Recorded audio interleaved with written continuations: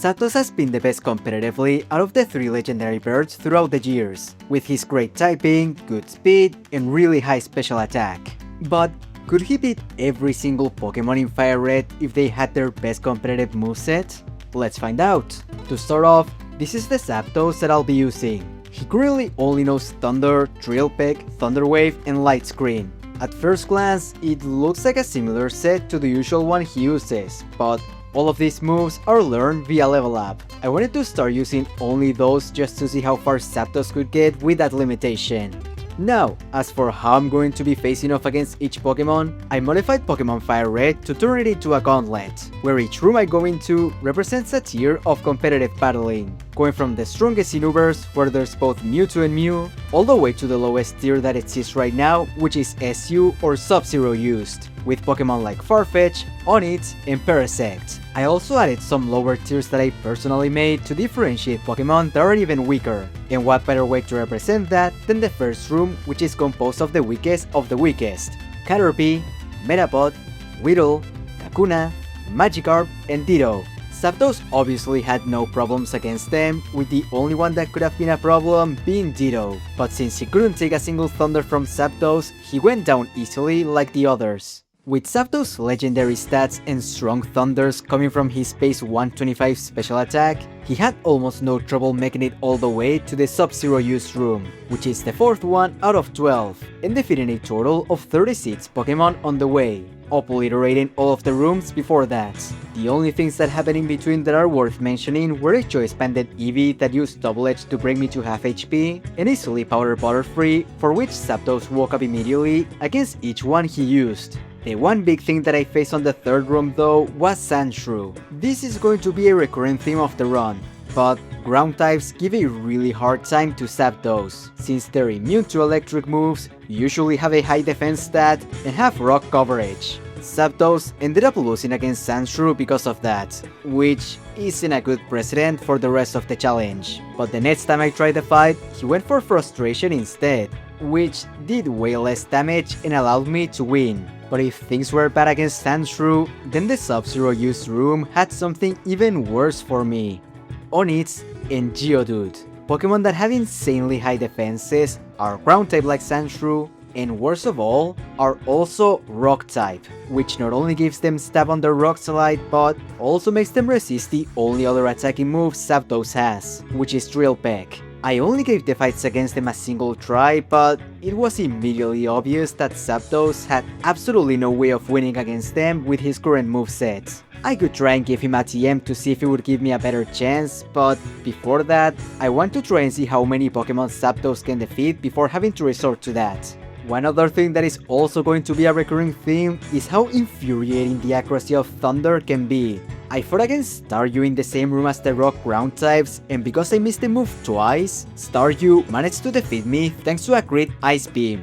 That is really embarrassing for Zapdos, and something that is going to happen even more in the future. I really do not like how much Zapdos is already struggling when this is only the 4th room. The next 3 rooms were the Zero Use, Poorly Used, and Never Used ones, and honestly, not much happened. The only things that are worth highlighting are a Thick Club Cubone that managed to get his Sword Stance against me and did a lot of damage with Double Edge, a Charmeleon that managed to get 2 Sword Stances and hit with Double Edge thanks to Thunder being Thunder, a Light Ball Pikachu that hit really hard, losing a couple of attempts due to missing Thunder, a Wigglytuff that managed to beat Zapdos thanks to getting Awful Luck from a Paralysis that I got from Body Slam, and then again when I got Awful Luck from Thunder, and both a Rhyhorn and a Graveler, which, since they are rock ground types, I'm going to be leaving them to the end when I defeat all of the Pokemon that Zapdos can beat with just his level up moves. One exception though was Dragonair in the Poorly Used room. This Pokemon had the evil set of paralyzing the opponent with Thunder Wave and healing with Rest, which wouldn't be that bad on its own, but with his ability being Shed Skin and giving him the chance of curing the sleep, it made it basically a move that had the chance of being a full restore. With Dragonair's attacking move being Ice Beam and Zapdos attacks being 3 shots against him, it took me many restarts until I got the luck necessary to defeat him while he was asleep. Things started getting serious when I went into the 8th room, representing the rarely used tier. There were a couple of losses because of missed thunders that I won't get into too much detail, including a Persian that defeated me 3 times because of that, and a Rapidash that used Sunny Day to make the chances of landing the attack even lower. But the Pokemon in the room that I really want to highlight is Raichu. This was a really frustrating fight, because he had Thunder Wave, his Thunderbolts did a lot of damage, he resisted all of my moves, and had a leftovers for recovery. What made the fight even worse was that I needed to use Thunder against him, since that was my best shot at defeating him. But with the chances of landing the move being even lower thanks to the paralysis, even when I used my own Thunder Wave and then Light Screen, Zapdos was unable to do enough damage to defeat him. In the end, what got me the win was a Great Thunder, which, while having an incredibly small chance of happening, was bound to eventually occur. One quick note, some Pokemon in this challenge use moves that look slightly different from their competitive sets. That's because I can't fully modify every IV on the trainers, so Hidden Power is irreplicable. I ended up coming up with the solution of replacing those moves with something close in base power, like Water Pulse instead of Hidden Power Water, or Aurora Beam instead of Hidden Power Ice. If a moveset looks a bit different, that's why. The electric types that wall me down don't stop there though, as in the next room that represents the underused tier, I faced off against Electabuzz, and he was a nightmare. Substitute made my thunders miss even more than usual. Paralysis slowed me down. Ice Punch hit for way more than I expected. And then, on 3 different attempts, Zapdos got frozen. 3 different times. I couldn't believe that. I really do not know what happened to make those attempts so unlucky, but eventually I managed to land all of the necessary thunders to defeat him. I should have also struggled against the next Pokemon Electrode, but thanks to a crit, I finished that fight on the first attempt. I wish that was all there was to that room, but unfortunately, this is also the room where the fully evolved ground types start appearing. I'll skip Golem since you can guess how that went, but the other ground types in the room were Nidoking, Nidoqueen, and Sandslash, and they all took many attempts to defeat. Let's start with Nidoking. He had Ice Beam for tons of damage against me, the leftovers for recovery, and the ability Poison Point to poison Zapdos if he makes contact with him, like, for example, when he uses Drill Peck. You know, the only way he has of attacking Nidoking. What made this fight so difficult was that Zapdos wasn't usually a 2-shot against Ice Beam, but with the poison, which happened a concerning amount of times, it was a guaranteed one. It also didn't help that Light Screen, a crit, and hitting Nidoking 3 times were needed to defeat him, making it so that even when I equipped Zapdos with a Citrus Berry, it took almost 10 restarts to win. The next Pokemon was, unsurprisingly, Nidoqueen, and that one straight up 2-shot Zapdos with Sludge Bomb without the need of him being poisoned. Nidoqueen looked like he was bulkier than Nidoking, so I kept trying, hoping to get a crit just to see if it would be possible with that happening or if I would need to leave the fight to the end. I got a turn 1-on-1 attempt and it looked like it did a bit over half. I didn't think it was going to be enough with the second hit, but apparently Zapdos wanted to make up for all the awful luck against Electabuzz, as he got another crit, defeating Nidoqueen. I straight up don't think I should have won that fight, but I'll take it. Lastly, for the ground types on the underused room, there was Sandslash. He had Rock Slide, Swords Dance, and, surprise surprise, the leftovers. My Drill Pecks weren't doing much to him, making him a 4, maybe 5 hit to KO. Meanwhile, with the Swords Dance, Sandslash attacks defeated Zapdos with 2 hits. After several tries though, Sandslash got hit by a crit Drill Peck after already being hit twice, bringing him down. By the way, if you're enjoying this video, I would really appreciate it if you could subscribe, as I'm going to be doing this for a lot more Pokemon and that really helps me grow. In the penultimate room before fighting the Uber Pokemon, nothing relevant really happened, with the exception of 2 Pokemon. The first one was Articuno, which was really easy to defeat with Thunder, since Zapdos outsped him. That is, as long as he doesn't miss Thunder.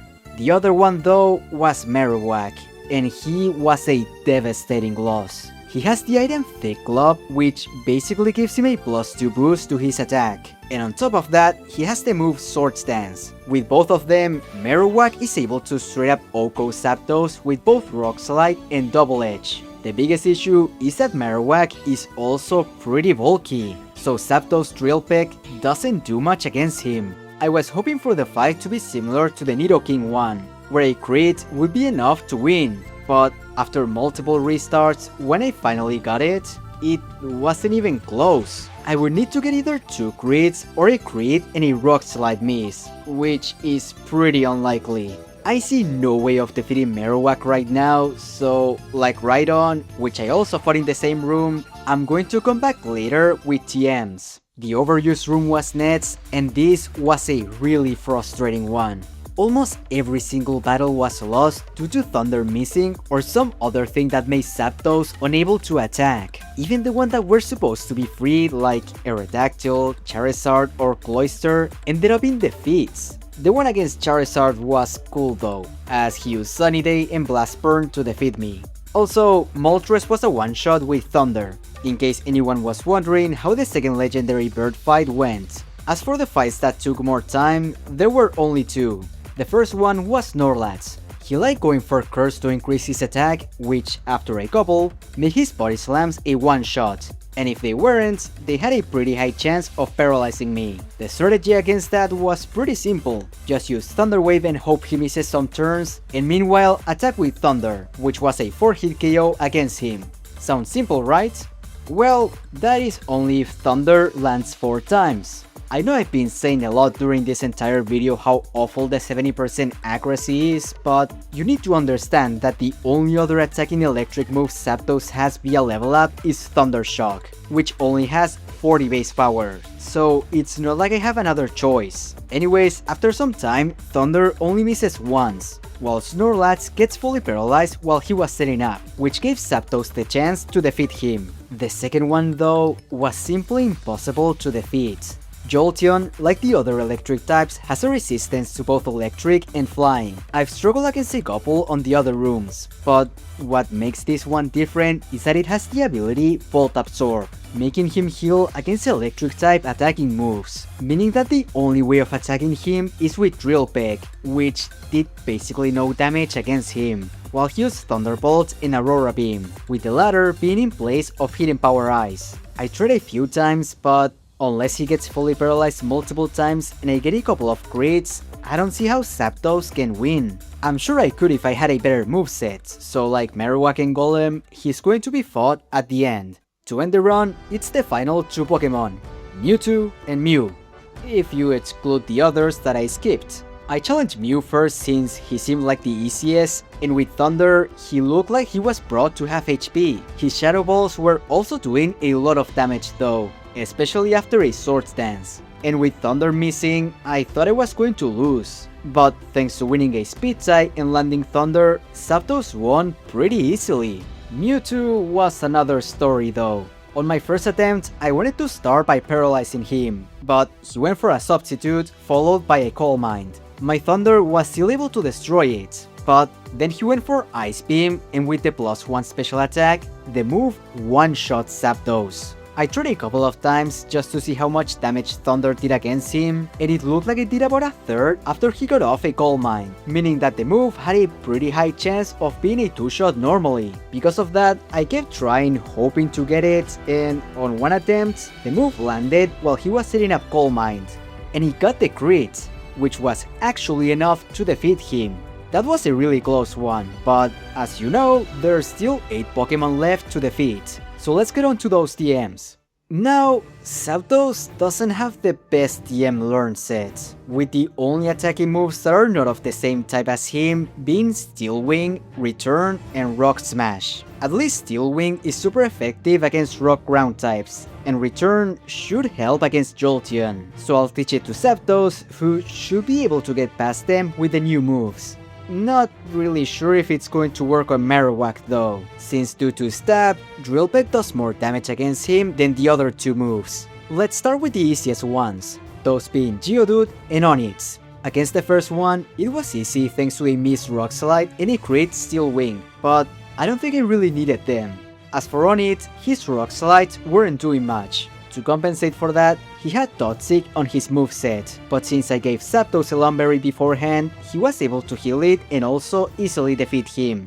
Next on the list was Rhyhorn, and we have a problem. His attacks do half of Zapdos' HP in damage, and Steel Wing is clearly not doing enough. I tried until I got a defense increase from Steel Wing, but thanks to Rhyhorn leftovers, unless I got a crit on top of the defense boost, I don't see a way of defeating him. It might be possible with just a crit, but it's going to take so long that I'd rather move on to Jolteon and try going for plan B. No point in trying going against the other ones since I'm already struggling against Rhyhorn. For Jolteon, I accidentally deleted Thunder Wave for return, so I actually needed to get a crit to win against him.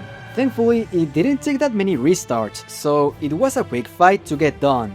Okay, I didn't want to use this, but I see no other choice. Since the only Pokemon I'm struggling against are Rhyhorn, Graveler, Golem, Rhydon, and Marowak, I'm gonna have to rely on teaching Zapdos Hidden Power Water to defeat them. I wanted to avoid it since it demands that I modify Zapdos IVs, but there's literally no other choice. And after I give it to him, Rhyhorn was a one-shot, Graveler was a one-shot, Golem was a one-shot, and Rhydon was a one-shot. As for Marowak, a hidden power brought him below half, while he went for a Rock Slide that got Zapdos to a third, and since I outsped, a second attack defeated him. So, can Zapdos beat all 151 Pokemon in Fire Red with their competitive movesets? Yes, but with an asterisk. Without TMs, at most he can beat 143 Pokemon, which is still a lot, but his lack of coverage against ground types really hinders him, even more so if they are part rock. If I go with TMs though, he still cannot beat all 151 Pokemon, only defeating 3, maybe 4 more, but still being unable to beat rock ground types. However, if the Zapdos has the specific IVs that give him Hidden Power Grass or Water, he can win. It's not likely to have one in a normal playthrough, but since I'm fighting Pokemon with their competitive movesets, I think it's fair game.